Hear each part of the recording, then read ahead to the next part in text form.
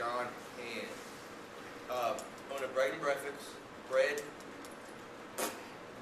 and breakfast, and also charter boat captain. Brady Navy, sit down. What are we talking about today, John? I'm going to kind of hit a little bit of everything, and it's going to be, if you have questions, just ask. I'm going to try to cover some different areas.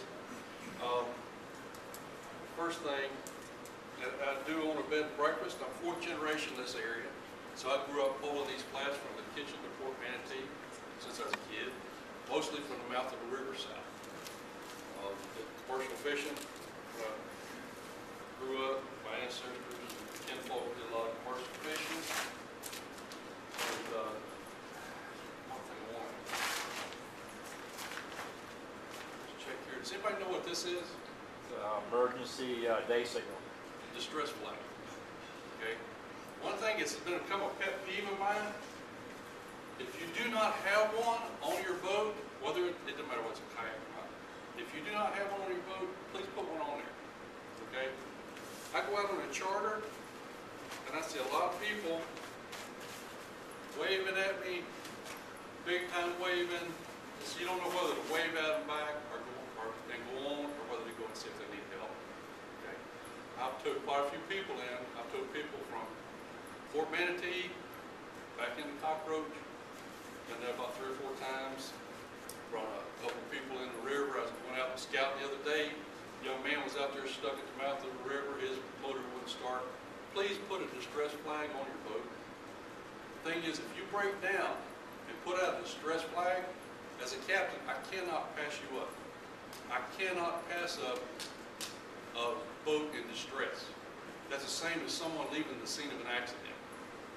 So if I'm going by and I have a charter, I have to stop and see what your problem is and check on it. And if it's not a life-threatening thing, what I may do, I may say, well, just anchor here. We're going to go fish. I'm going to take my client fishing. We're going to stop and get you on the way back. Okay? But we're going to stop and make sure that you're okay. In most cases, my clients will agree that we tow you to the nearest place. You know, I've never had a problem with that. But please put a distress flag on there so people know you're in trouble. Because a lot of times we don't know it if you're up on the flat anchored up. We're not going to come close to you because we're going to give you space. We don't want to fish on top of you. If you're running a trolling motor and you need help, you know, you got to let us know. So, and that a captain cannot pass you up if you got one of these things showing. So, just a little trick there. Yes, sir. 2 weeks ago, 2-month-old battery died on me. 2-month-old battery out there at Malafai in the bay. Yeah. I had called Bo US to come and jump me. Yeah. I got the jumper little thing at home. I didn't pray. I got a 2-month-old battery. Why do I need to take? I get it back and it's got 2 dead cells in a 2-month-old battery. Yeah. Yeah. I don't know what the problem ended up being, but I had a young man, well, I say, a gentleman and his young son, and I saw him run a trolling motor on the outside edge of Port Manatee. And I was kind of easing up on the flat, but I noticed he wasn't fishing. He was just running his trolling motor. Well, he was in a it was a 20-foot V-hull Carolina skiff. And he was going back to Cockroach landing. There's no way he'd never made it. But he finally waved at me when I got close, and he told me that his boat was a brand new boat. That's the first time he ever had it in the water. Yeah. So I don't know if it's something he did wrong or whatever, but still. So I told him all the way back from the ferry landing all the way back to Cockroach Bay. But you just never know. You don't know what's going to happen when you get out there. You get those at West Marine, and where'd you pick yours up? Yeah, you get a Walmart, West Marine, Southshore Anglers. I mean, a Southshore Bait bait tackle have them. Any boat place at all, tackle Sounds store, good. most of them will carry this stuff. And this is another thing that I use a lot. I don't know if you guys do, but how many people in here use a debugger? Okay. Okay, well, I'm preaching to the choir here then. Because I live by this thing. Absolutely. Right. You know, I get trout. I don't want to bring them in the boat. I don't want to kill them. I'm going to release them. I release most of my fish anyway.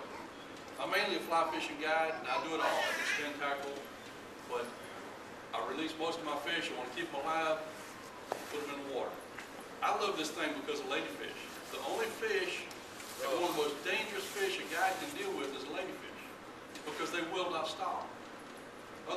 Snook, you can pick them up on the side, they can quit moving.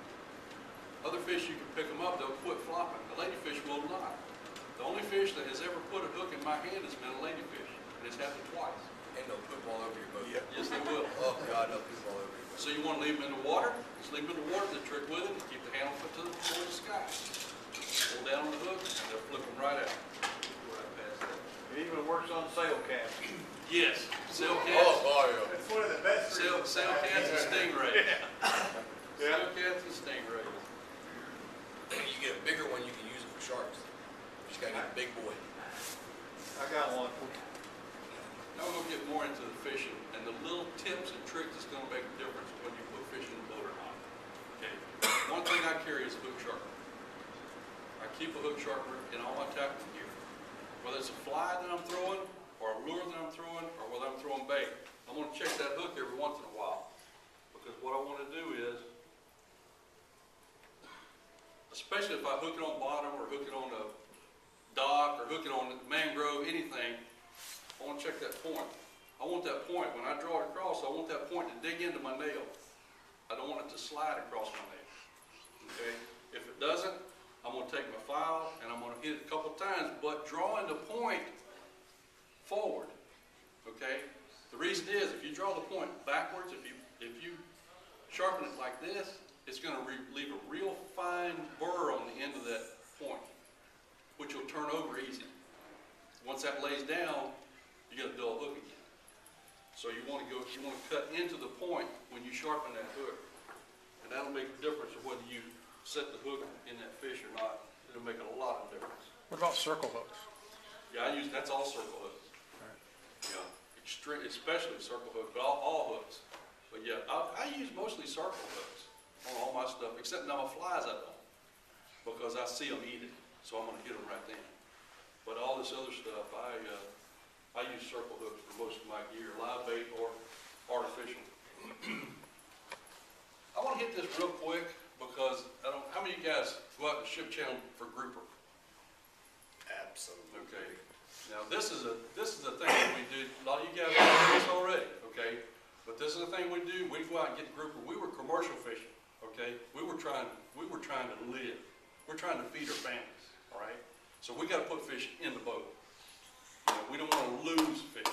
But what we'll do, and especially now that you've got the circle hooks, we didn't have circle hooks back then, but we made sure we had sharp hooks. When you hit a grouper, snapper, anything, when you're on those, especially on the reef piles, when you're down in the rocks, what you want to do is, this is a newel reel. This outfit I use for grouper, tarpon, cobia, sharks. Okay, I like this reel, simple, one reason, because when I turn this crank one time, this reel collects 28 to 30 inches of line. So if I crank it twice, I've moved that hook 5 to 6 foot. All right. When I'm fishing grouper, or any snapper, whatever, on the bottom, when I get a bite, I do not lift my rod.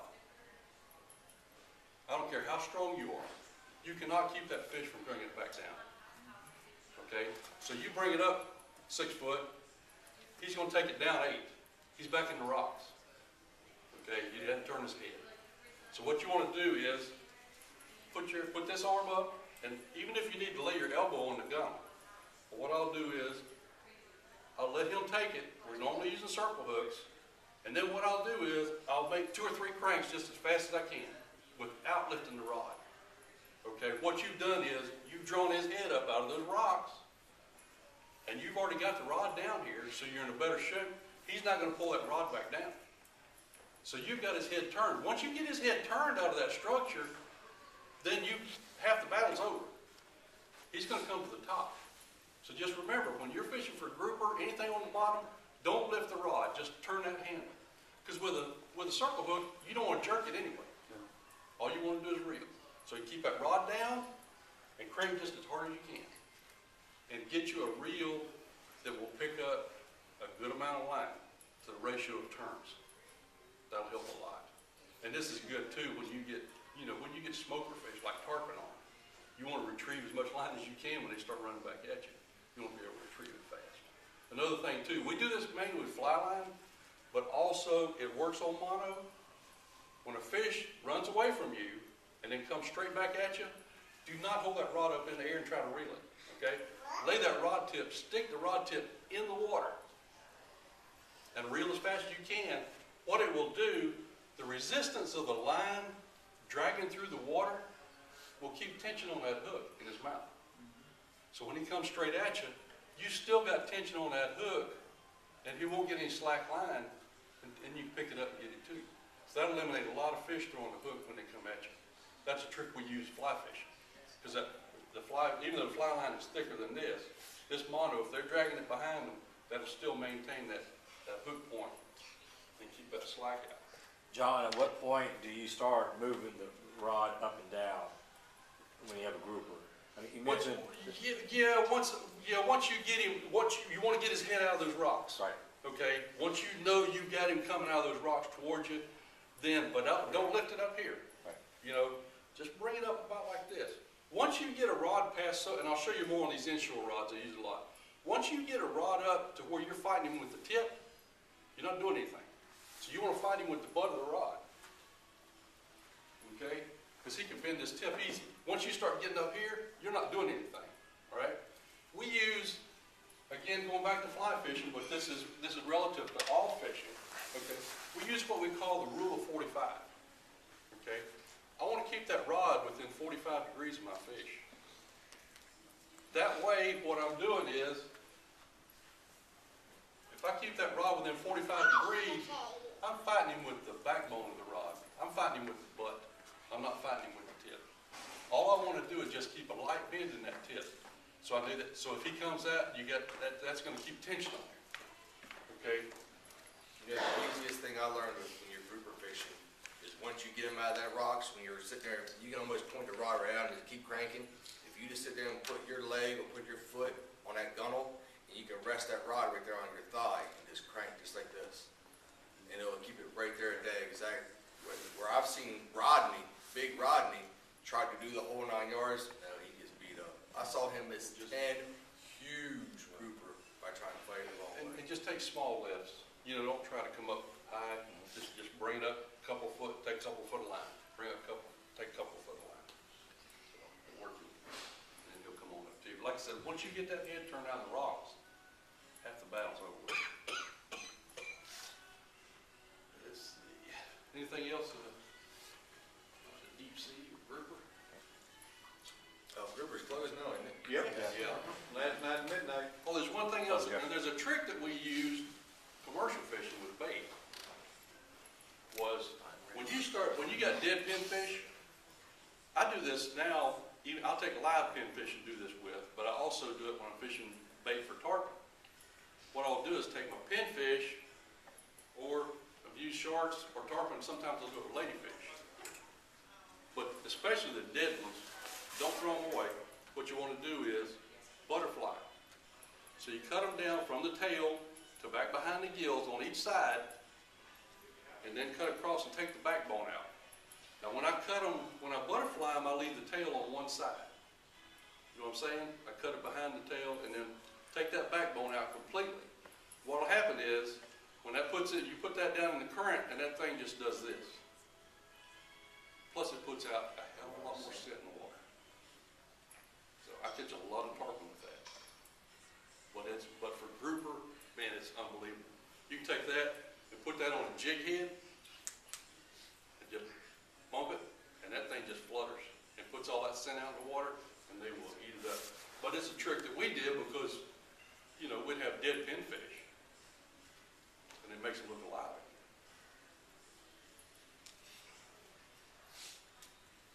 Okay, now we're going to go to a little more inshore. Like I said, I love fly fishing. That's my baby.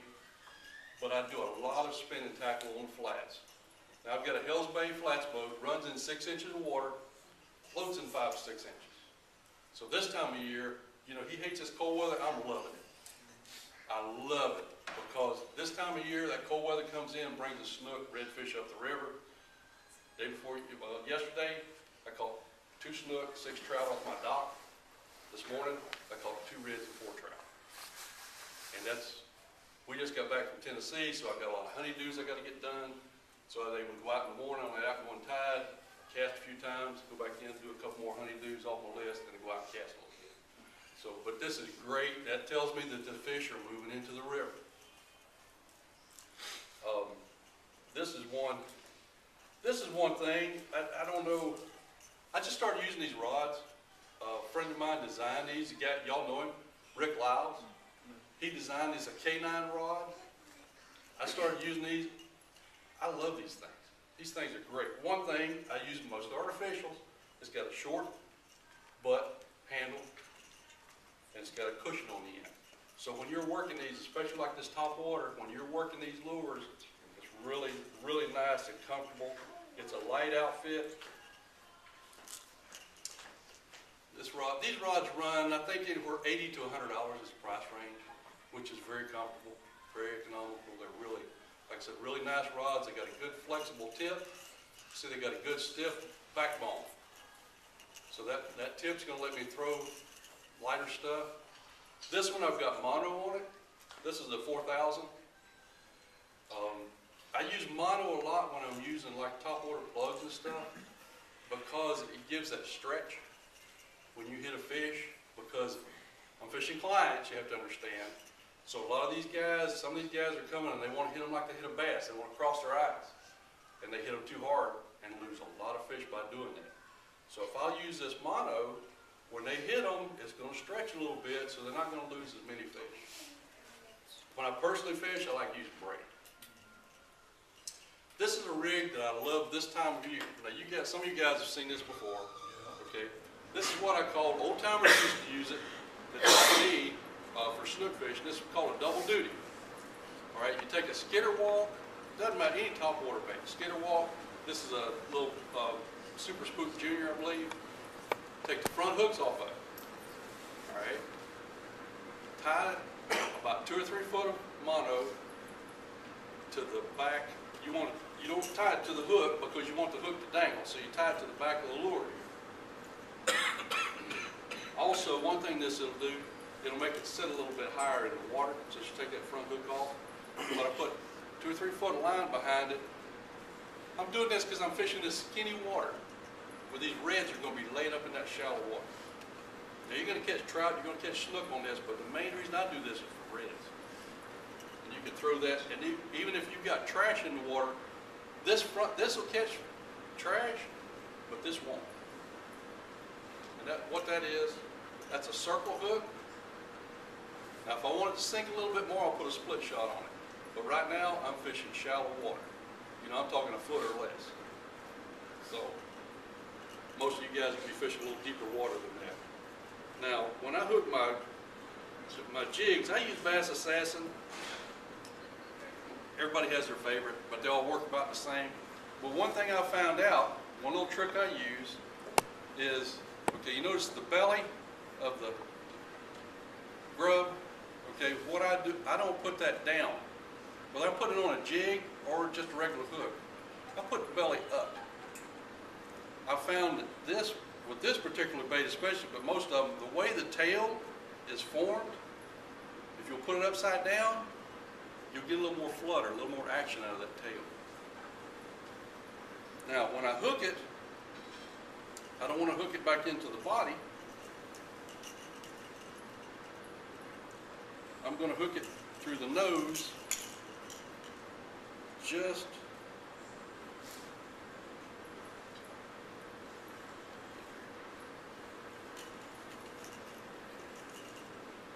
I'll hook that backwards. I'm going to hook it through the nose just like I would a minnow.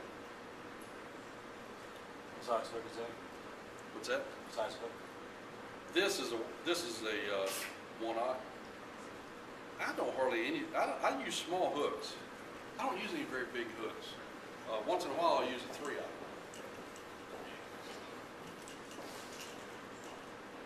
This without hooking. Now what's going to happen is that hook is going to ride like this. So that's the way that grub's going to come through the water. Which actually, you'd be surprised with the circle hook like this, that's virtually weedless. Because that's going to ride hook point up. And then when you set, when you set the hook on a circle hook, you just want to reel. You don't want to do any jerking, just reel. That's, I think there's something else I was gonna say about that. Do you ever put any Oh. Procure on it or anything No. like that? I never used sand. I've never really felt the need to, One thing too, one reason I hook it like this, and you'll see, I'm gonna show you how to do a shrimp, a couple different things. But one reason I hook it like this is, I like to hook it in the nose and the body, instead of the body, because when a fish swallows it, a lot of times they're gonna come up behind it. But if they have the opportunity, fish are gonna pop, they're gonna swallow a bait fish head first. Right. So when they do that, what happens is that hook turns. When they swallow it, that hook turns right down beside the body. So what you get is that as it turns, then that hook point is facing towards you.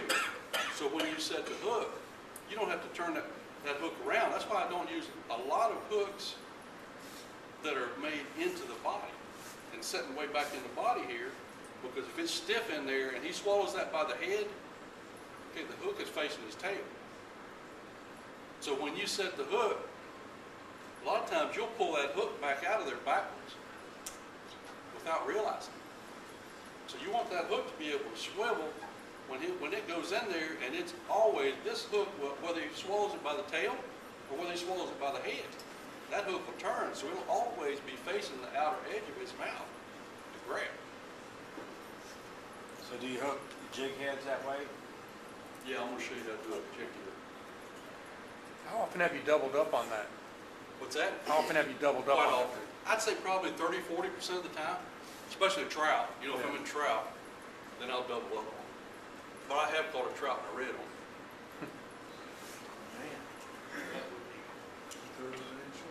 Yeah, you get 2 at a time, it gets exciting for this light tackle.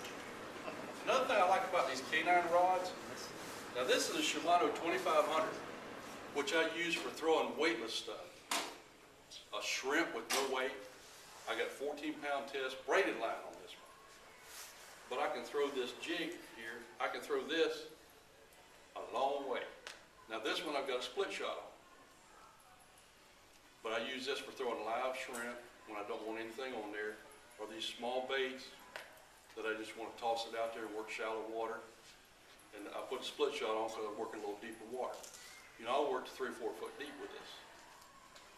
But with this little outfit, this is a 2500 braided line, but this is the same exact rod that I'm fishing my 4000 on.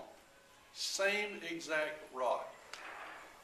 The tip is flexible, and this thing is great. I can throw this thing a mile. And if I put a mirrodine on here, man, I can put this thing halfway across the bay. What you talking about, the one lure thing? I got one word, mirrodine. Okay.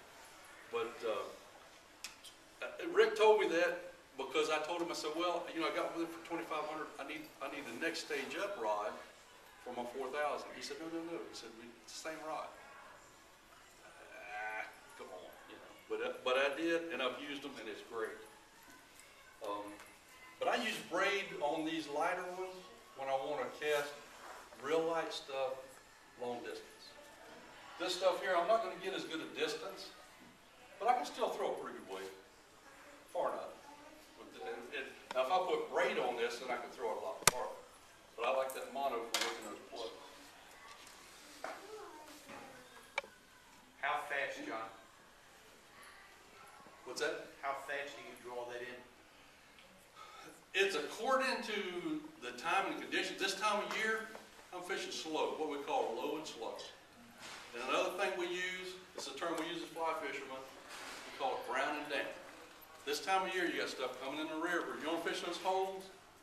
Put on something, use copper, brown, that kind of root beer. These are the kind of colors for this year. And they're really going to work well. I like using the white, what they call the pinfish bass assassin. I like to use that when I'm out fishing in clear water flats for trout. That seems to work better. But when I'm fishing the mouth of the river here and fishing for reds and snook, You know, a lot of times I'm throwing that gold, copper, the shrimp. Now this is a DOA shrimp. Again, they got the hook in them already. I take the hook out. All right, I leave the weight in because I like the weight. But what I'm going to do is, I'm going to hook that circle hook right in the nose with the point up. And that's the way I'm going to work that shrimp.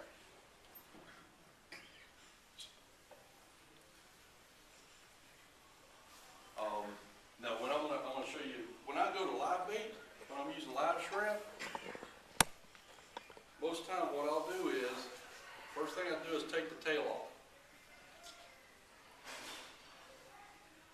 Then with live shrimp, I'm going to come from underneath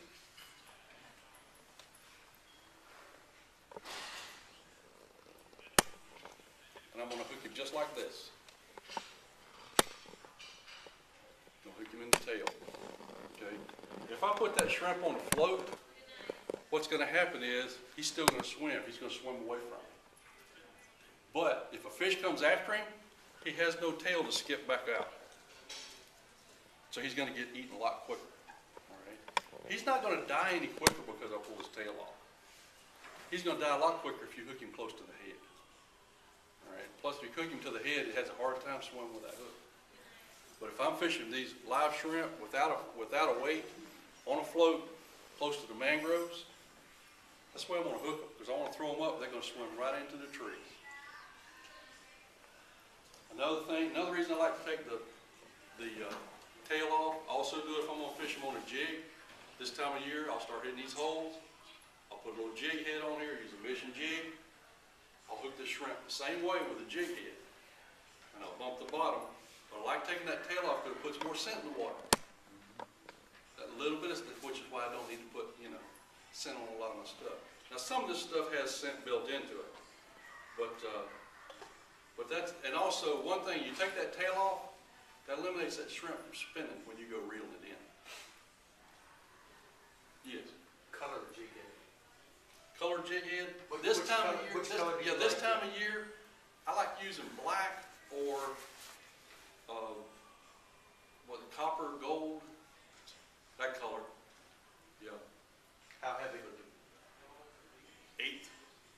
Eighth of an ounce. Quarter is the biggest I use, but it's mostly an eighth of an ounce.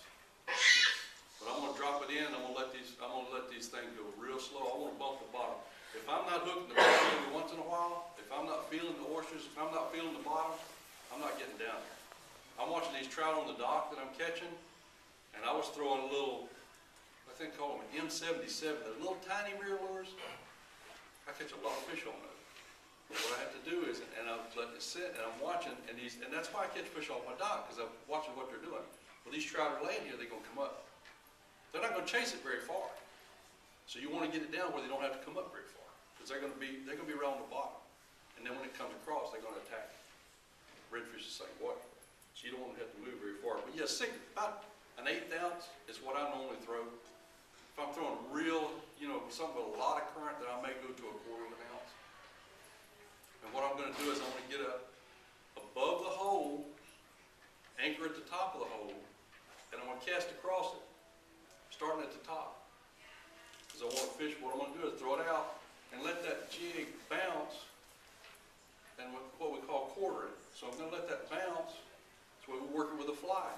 I'm going to bounce it across, because if you're coming across the hole, as opposed to casting it down the hole and coming straight through, you're going to come in front of a lot more fish, because they're going to be stacked more likely side by side, scattered down through there. So if you kind of sweep, start at the top of the hole, sweep it, and then just work your way down, and each cast go a little bit further down the hole and come back around, you'll be surprised. Probably, I would say probably 30–40% of your takes, maybe even more, are going to happen when you turn to come back. That's where most of ours, that's where most of it happens, because the lure or fly did something different. How many people have fish follow your lure to the boat, and then when you go to reel it in, boom, it blows out? It's because at that last minute you did something different. So when that lure changed action, it keyed something in that fish, and he went to attack it because he knew it was trying to get away from it. So what I try to do is do something different a little further out. So if you do something a little further out, then he has a chance of doing it. Don't hit it. Just remember that. Now when I hook a bait fish on a jig,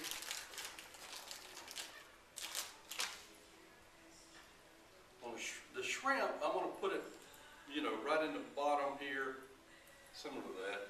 So it's, right on that jig head when I'm hooking the shrimp, hook point up.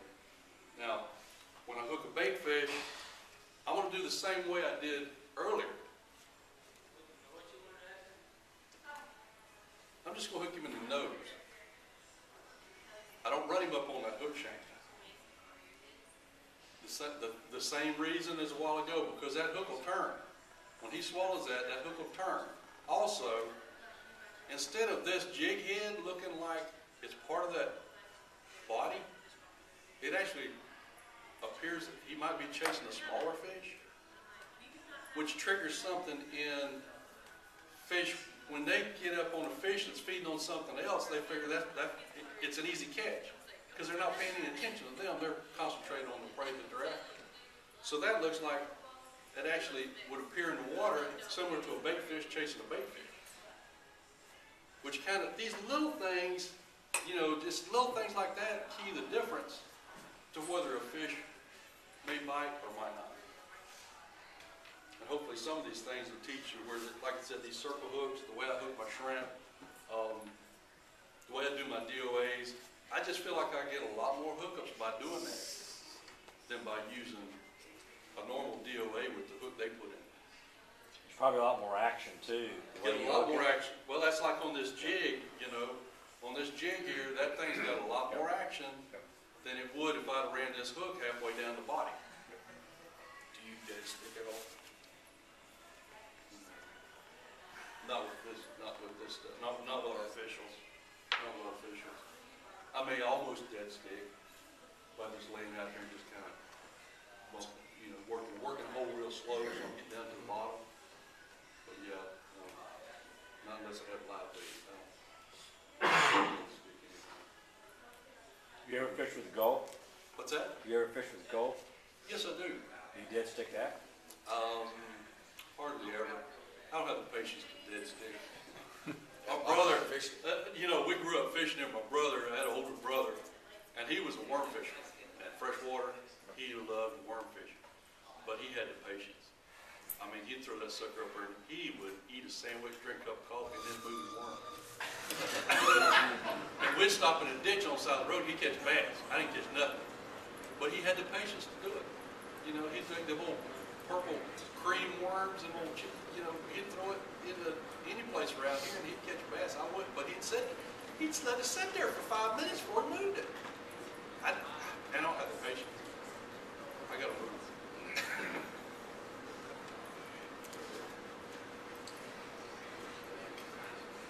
Now, this may not make a difference, but to me, I think it does.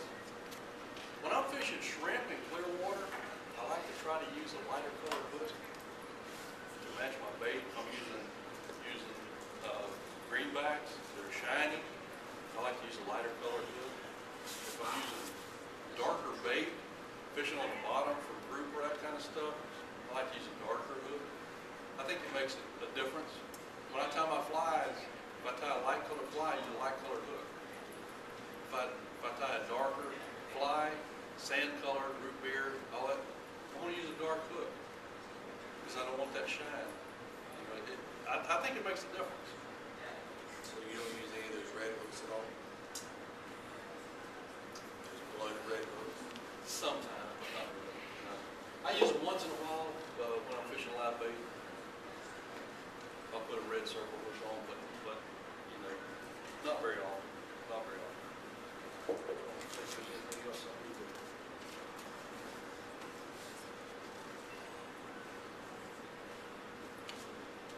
I think that's pretty much covered up.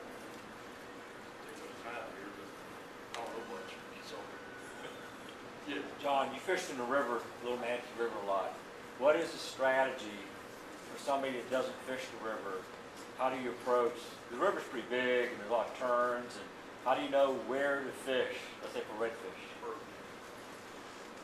Well, it's a perfect time of year. Okay, what you want to do is go out on negative tide and cruise the river. That's going to show you where all the holes are at. You want to find deep holes. You want to find holes that are flowing onto or off of a sandbar. Trying to think of a couple. I found the sandbars. What's that? I have found the sandbars. Yeah, yeah, but you want one, you know, if you got a depth finder, you want one that's going from 2-3 foot deep down to about 8 or 10. And the smaller pocket, the better. That you're coming out the river.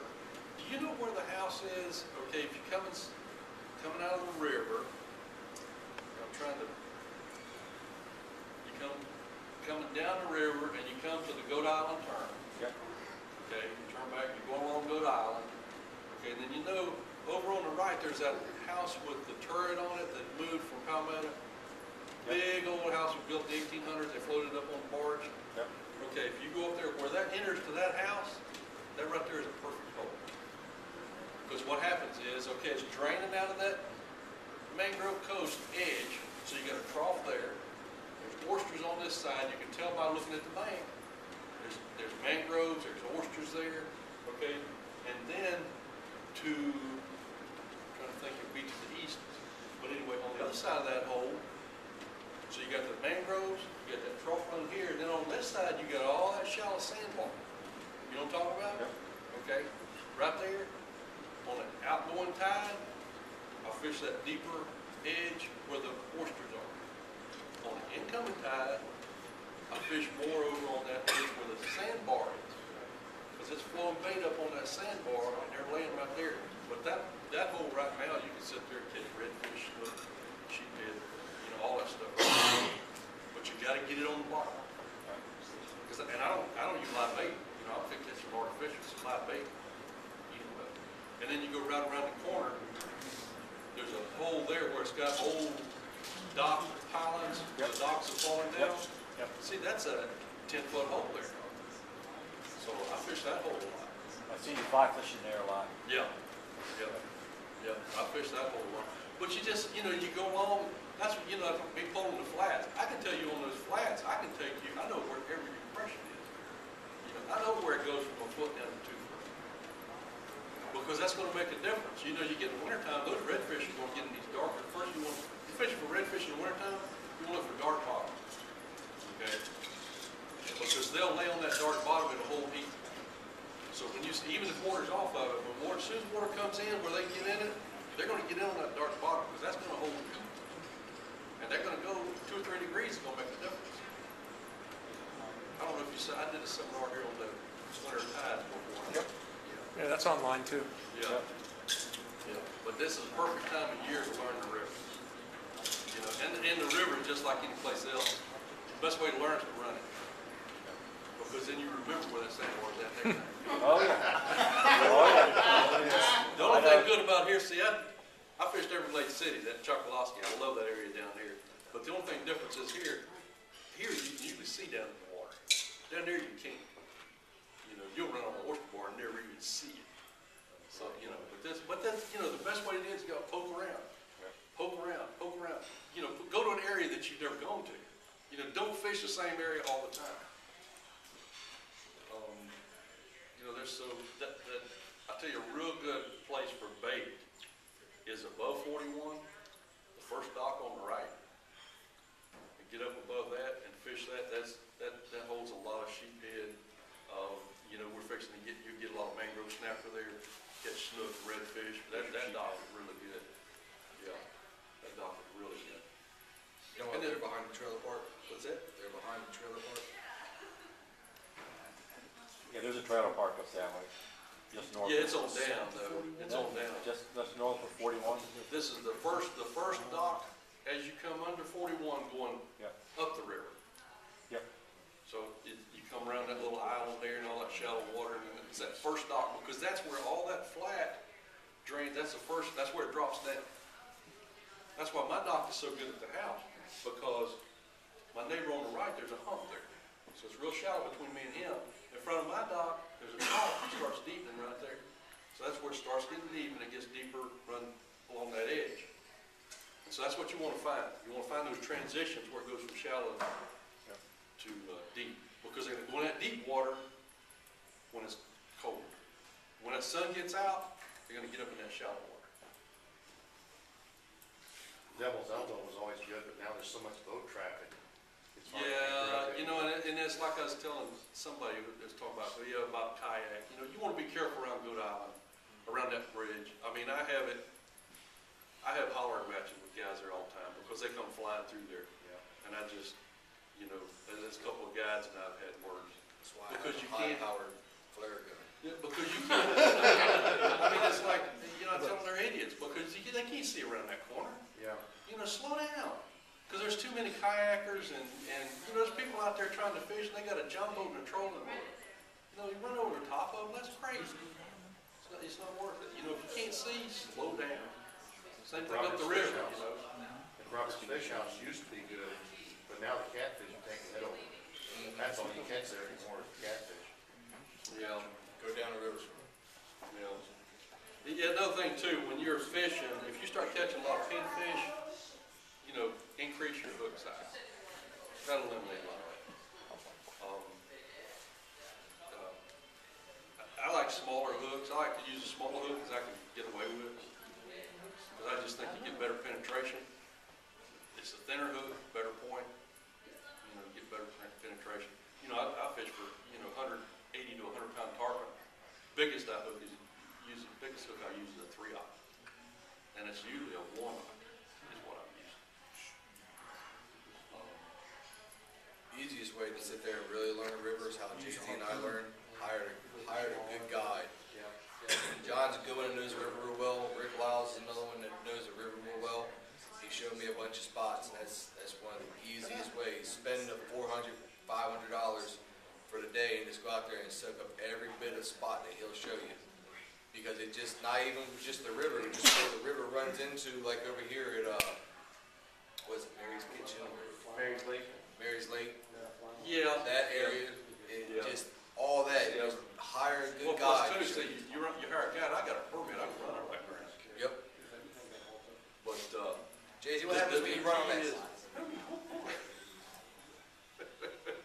They'll throw blue lights on you real quick. yeah, but, you know, all that back through there, what we call Cylinder's Cut, that's the back way. Going in where you gotta go across that shallow bar. That's a dangerous spot if you don't know what you're doing. Yeah, but I grew up going through there, Yeah. so, I remember when Mike Morgan hit that sucker doing about 70 miles an hour, but he's got 150 horse on his 6 boat, that's ridiculous. But it threw him over. But you learn your water, you know your water. We have a lot of, I'd say, discussions with the government because they don't want us running back there as guides. But most guides I know don't tear up the bottom. If I'm gonna run, if I'm on a plane, I'm not gonna touch the bottom, and I know where to go. But what you get is these guys that get in there with big boats. They got they're trying to go to a foot of water, and they got a 1.5 foot draft. It don't work, guys. And they'll run in there with their big bay boats, and then when they hit bottom, then they tilt their motor back, and they put in gear and start trudging through there and chewing up the mud while they're doing it. They've been better off they've been on a plane. But I'm sorry about that. Get off my soapbox here. That's a Just a different direction for a second. When you're talking about the size hooks, do you kind of follow that as well? Let's say with redfish with a fly rod, do you go to a smaller hook? yeah. I use most of my flies for reds are tied on a number 4, number 2. Biggest one would be probably a number 1. You have to be careful too because different makes of hooks are different sizes actually. And I might use a little bit of a wider gap hook for a certain fly. But yeah, I use mostly 2 to 4s. Almost like a bonefish fly. Yeah, exactly.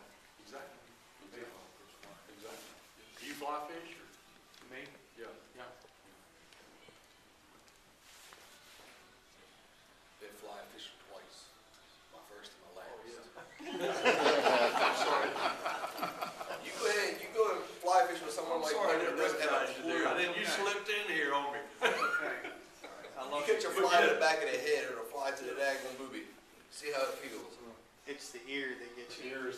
ears. No, Try it to the back of the noggin. the ears seem to stick out. They just, Well, I would say, my son caught his first bass when he was 3 years old, I've been wearing a wide brim hat ever since. It saved my ears quite a few times. But you know, fly fishing is not as hard as it looks. It's really easy once you get the mechanics of it. And you talk about fun, God, it's fun. But I do a lot of sight fishing. You know, I do a lot of sight fishing. I pole a lot, man. I would say probably 70% of the time I'm on the water, I'm on my poling platform. And I'll go out, whether I have a charter or not, I need to know where the fish are at. So I'll go out and pole these flats, pole back where I think the fish are, just to see where they're at, and check them out and see what they're doing. And then a lot of times I'll go where I haven't been fishing just to see what's going on there. You know, as a guide, we've got to know what these fish are doing whenever you come to get on our boat. And what he was saying about hiring a guide, I went to Tennessee when I first started trout fishing. I did a lot of saltwater. And the first thing I did was hire a guide. You know, he taught me the techniques, how to read the water, the techniques to use while I was up there. But here I have a lot of guys some guys tell me when they come, you know, hey, we want to learn this area. And if they do that up front, I'll say, well, okay, where do you go? What kind of boat do you have? Because there's no sense in me taking you back there where I have to pole in the Hell's Bay, and you can't get it. So I need to know what kind of boat you've got, okay? What kind of fishing you want to do. And I have no problem with telling you, because I'm not going to show you my secret. I'm just going to show you my secret and how to fish them. And that's the key, because you can find your own holes. You know, if you fish enough, you can find your own holes, your own area. But the key is knowing where to fish, what tide, that kind of stuff. It's what time of year, because they change, you know, the temperatures. I would say that probably one of the most key thing in fish movement is temperature in this area. Yeah, like this summer, I quit fishing because I really like to fish. I like to catch my fish, then clean them, and then cook them. I don't like to catch them already cooked. Yeah. Yeah, now see, in the summertime, you know, we change things too, because now in the summertime, when it starts getting warm, I get on the water. I'm on the water where I want to fish when the sun comes up. Okay. All right. Then I come in 10, 11 o'clock in the morning. All right. Yeah. Then I'll go back out. See, I don't do it like a lot of these guys. I live on the water. So I'll go back out about 4 or 5 o'clock in the afternoon and fish till dark, which I love, because most of the time we've had a shower, it's ran everybody else off the water, nobody else will go out that time of day. You'd be surprised. I mean, there's a lot of open water in the afternoon in the summertime. And, so, you know, so I'll go back out and fish till dark. You know, I've had charters where I fished a guy, we fished the dock lights in the morning and fished until noon.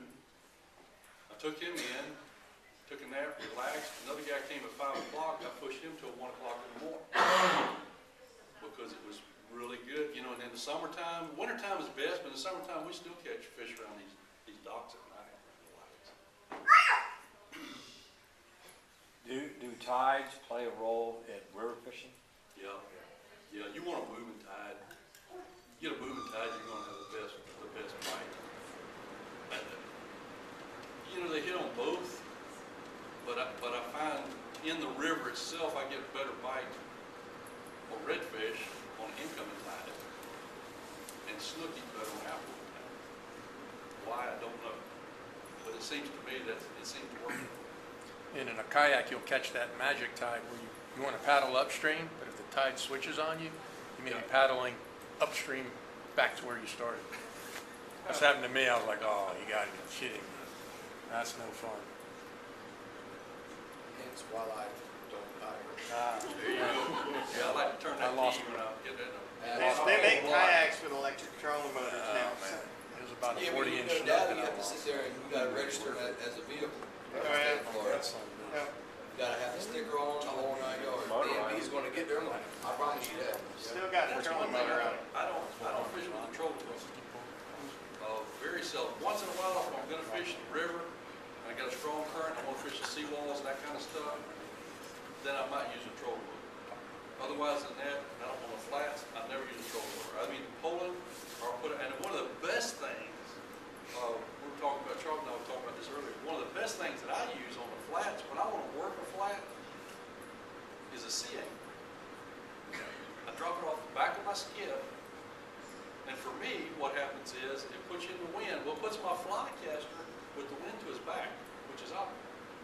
But with you, anybody, you get there and you put that sea anchor out, and it holds your boat back, and you just work that whole flat.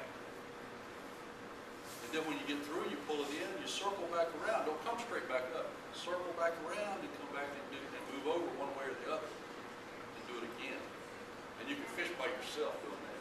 But you can do that with a kayak. Yeah, I just did that last week, or Yeah. 2 weeks ago, it was I mean, blowing that's 15. To me, that is the best way to fish a Oh, flat. that was great. Because you're moving. Because I don't, and you'll hit trout, or you'll catch trout, a couple of them. But the key is move on through them. You come back around, and you'll hit them again when you come back through. And the main thing you'll learn by doing that is you'll learn every single depression, every prop star that's on that flat. Because watch, this time of year especially, watch these prop scars, because them redfish will be laying in that prop scar with his nose down. And that's what, of course, I get it from sight fishing. I'm easing up there looking at it. Them suckers, they're gonna look for anything different they can lay down in that current. And, yes. You say that you even go out when you don't have a charter and you're looking for the fish to find out where they are. What are their variations? How far are they moving? I understand if there's a front that comes through, they could move 18 miles. They could go all the way upriver, they could go all the way out bay. Yeah, probably not. But if it's a calm week, you don't have very much weather changing, you don't have pressure changing or anything else, what's the general They're range? not gonna move much except with the tide. Okay. In that situation, and what I'm doing is I'm trying to find out, a lot of times I may be having a client coming and I want to kind of see if I can find a different area where I'm gonna find some fish. Right. But our fish here are gonna move in the river, from the river to the outside edge of the flats. Snook will move down to Port Manatee, Right. but that's about as far as they're going. Other than the tarpon. Now tarpon, I get tarpon, I call 120-pound tarpon a mile above I-75. Nobody fishes them. Above. Above. Nobody fishes them. You get above I-75, it's like a maze. So a bunch of dead-end bayous. So I get that fishery all to myself. In that same bayou, I've caught bluegill, tarpon, 120-pound tarpon, snook, largemouth bass, mullet on the fly, and redfish. Yep. Yeah. I got a question. Say you're fishing a point or whatever, and the tide's coming in or out. Where would you anchor and how would you fish it? What I'm saying is, do you anchor down where the tide's coming in? You'll anchor down tide and then fish and bring it back through the tide, or you going you want to pull it against the tide? I want to pull it like I was talking about. I'm not going to get straight above that hole. This is the lane here, okay? I want to get over to the side of that hole. And I'm going to cast across it, starting at the top, and working that lure through the hole and out the other side. Because not only are they going to be laying here, they're going to be laying on these edges where it comes in from both sides. All right? And I don't want to, if I'm up above with the current coming from my back, I can control my lure or bait. So I can control it a lot more than if I'm trying to throw it up and it's coming out. Okay. Because I can control it and I can let it drop and bring it up. I can swing it over, but I'll get to the side of it and start working. And then if it's a big enough hole, what I'll do is I'll drop down 20 foot and work the bottom edge of it where it comes out the other end. I got you. But I normally start from the top and I'm just working down tide the whole time.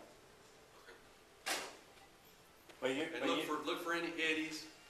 If you got eddies like on both sides of the, to the broken bridge, but then you got little eddies. You got like Black's Point. Anybody know where Black's Point is? Okay, so you got Black's Point. Okay, if that current's coming out, I'm gonna fish this upside first, because bait fish, a lot of times, you'll catch snook that'll be feeding on bait fish that get pushed up there, all right? And then what I'm gonna do, I'm gonna work that hole, there's about a 6-foot hole there at the end of that point, all right? And then what I'm gonna do is I'm gonna pull up and re-anchor on the downside of that, to where I'm still up current, but you got those trees right there on the end, and then it goes, you know, cuts back in, it's shallow there, okay, so I can fish that eddy right there. But if you'll take your time and just anchor up, and you know, that's another reason I don't use trolling, because I'm gonna anchor up. If I want to work an area, I'm gonna anchor up and I'm gonna work what I can reach, and then I'm gonna pull up my anchor. I call it a poor man's power pole, anchor on a short rope. But I'm gonna, you know, I'm gonna pull it up, I'm gonna move up 20 or 30 foot, usually 20, and then I'm gonna work that area. And then I'm gonna pull it up and I'm gonna move another 20 foot and work that area. And one thing with doing that too, is you'll learn, okay, got an outgoing tide, when I go to this hole, this is where I need to concentrate on. Because you'll learn where those fish are at those different stages, in different times of year. Once you do it year round, you'll learn different times of year where these fish are gonna be, what's gonna be in that hole, what's not. Like these holes, we haven't seen many of them yet, but you're gonna start seeing mangrove snapper. I'm seeing sheephead move in already, but you're gonna start seeing mangrove snapper move in these holes. When you're talking about eddies, explain what an eddy is. An eddy is where something's blocking that current, and the current's coming around, so it's doing this number.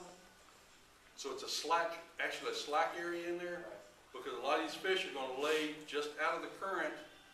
The ones that are on the bottom are laying down on something, they got their nose down behind something where they're not fighting that current.